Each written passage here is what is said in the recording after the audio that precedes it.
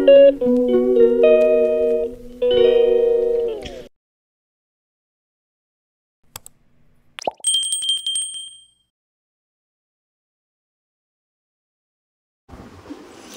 Morning বন্ধুরা, Mamata kitchen and ব্লগে তোমাদের জানাই স্বাগত। বন্ধুরা, আশা করি তোমরা সবাই ভালো আছো, আমিও খুব ভালো আছি। তো বড়দের প্রণাম আর ছোটদের অনেক অনেক ভালোবাসা জানিয়ে আজকের ভিডিওটা বন্ধুরা শুরু করছি।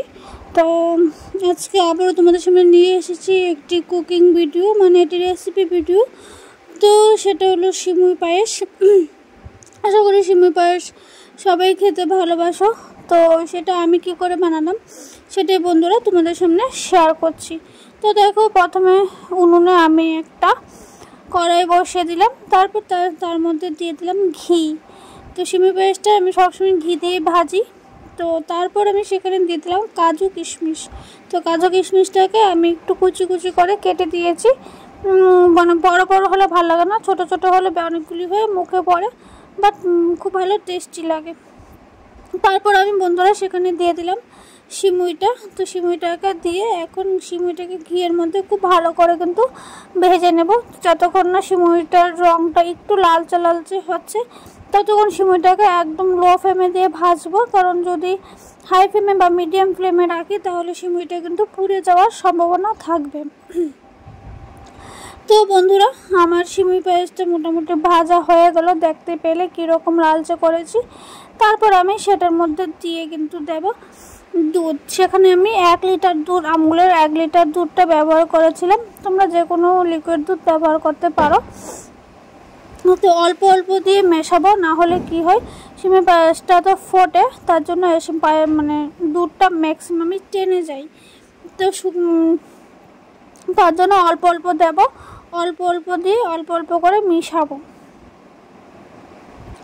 তো ভালো করে এটা যতক্ষণ না ফুটবে ততক্ষণ এটাকে খুব ভালো করে অল্প অল্প দিয়ে মিশিয়ে দুধটা দিলাম। তারপর আমি বন্ধুরা সেখানে ব্যবহার করলাম গুঁড়ো দুধ। তো সেখানে আমি আমুলের গুঁড়ো দুধটা ব্যবহার করেছি। গুঁড়ো দুধ দিলে দুধটা একটু গাঢ় হবে, খেতেও খুব ভালো লাগবে। যেহেতু আমার কাছে কোনো কনডেন্স মিল্ক নেই, তার জন্য আমি গুঁড়ো দুধটাই ব্যবহার করলাম। তো তারপর আমি সেখানে দিয়ে দিলাম স্বাদ মতো চিনি। তো এখন আমার ক্যামেরাটা বারবার কেন জানি ব্লার হলো, আমি সেটাই বুঝতে পারলাম না, কারণ ফোন তো স্ট্যান্ডে ছিল, কিন্তু বারবার কেন ব্লার হলো আমি সেটা বুঝতে পারিনি। তো যাকে সেটাকে তোমরা একটু স্কিপ করে নিও। তো সেখানে আমি দিয়ে দিলাম স্বাদ মতো চিনি। চিনিটা দেওয়ার পর এখানে আমি দিয়ে দিলাম এলাচ গুঁড়ো। এলাচ গুঁড়োটা দিলে এটা ভালো একটা সেন্ট আসে, যা এটা স্বাদটাকে আরও দ্বিগুণ বাড়িয়ে দেয়। তো এলাচ গুঁড়োটাকে দিয়ে আমি আবার এটাকে ভালো করে ফুটিয়ে নেব।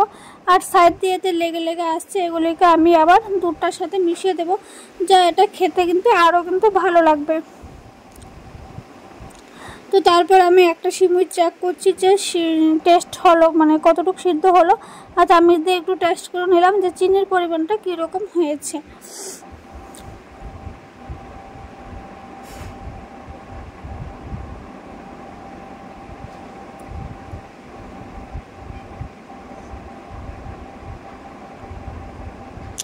তো দেখো, ম্যাক্সিমাম অনেকক্ষণ পরে আমার দুধটা প্রায় হয়ে গেছে। তো এখন আমি তোমাদের দেখাচ্ছি। তো সরি, আমার সিমুইটা প্রায় হয়ে গেছে। তো এখন তোমাদের বাটিতে নিয়ে দেখাচ্ছি।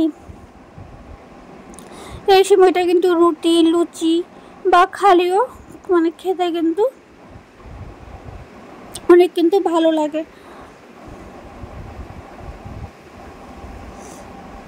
তো আমি তো সিমুই এইভাবেই বানাই।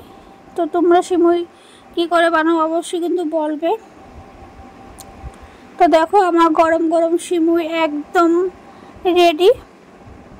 দেখো কতটা লোভনীয় হয়েছে।